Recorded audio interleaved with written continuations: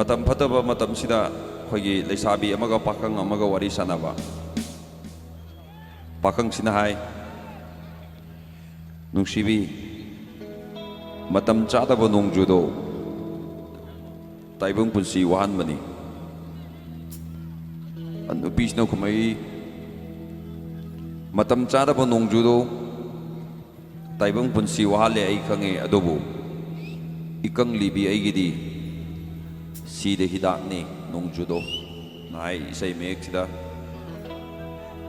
nungsiba ama oibade nungsiba ama sagat pada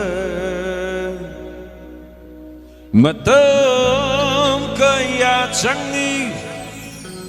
chahi kaya changi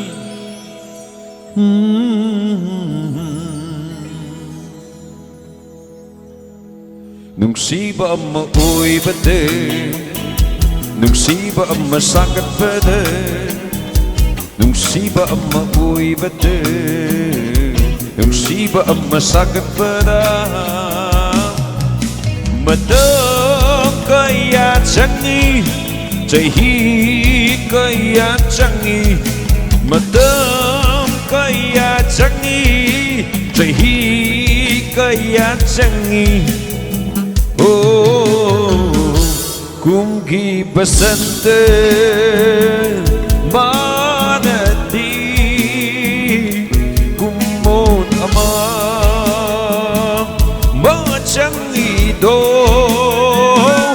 kamoy basante manati mafamatam nai de do kamoy basante manati mafamatam nai de do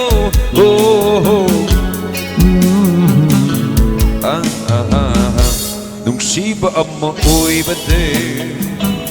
nungsiba ama sagat pada nungsiba ama oibade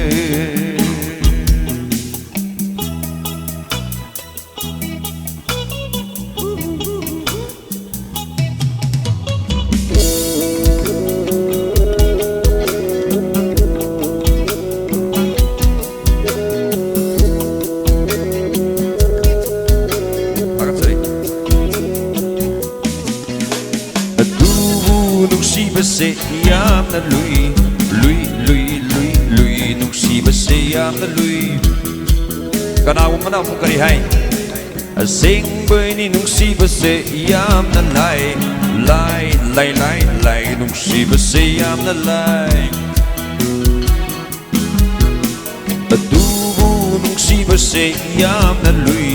lui lui lui lui nungsiba se yam na lui sing boy ni nungsiba se yam na lai lai lai lai lai nungsiba se yam na lai matam chara banong judo tai mong punsi wahan mani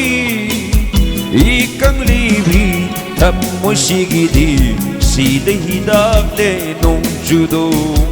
bang de da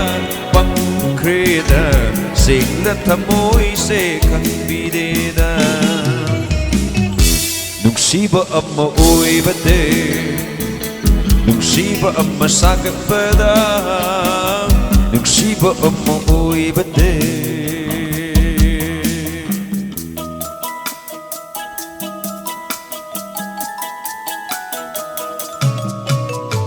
khoi tum la bawahin na ganungsihan ba lurak na bamigyang na ganungsihan ba khoi tum la bawahin na ganungsihan ba lurak na bamigyang na ganungsihan ba yaban at teko oh nungsiba hai ra u yeng de yeng la u go da u kum lam ge su nungsiba hai ra u yeng de yeng la u go da u kum lam ge su nungsiba pakita u nungsiba da mamal hong han ge nungsiba do tamoy wahal liba nungsiba do may cha phong che de kaniko nungsiba amma uy bade nungsiba amma sakit bade nungsiba amma uy bade nungsiba amma sakit bade Madam kaya changi Sahi kaya changi Madam kaya changi Sahi kaya changi Oh Minungsi khắc mandi Thamoy kan mali Ikay na Phung đốt chưa đi bờ Sinh là thầm môi Wahai se Arim bahek tahali Oh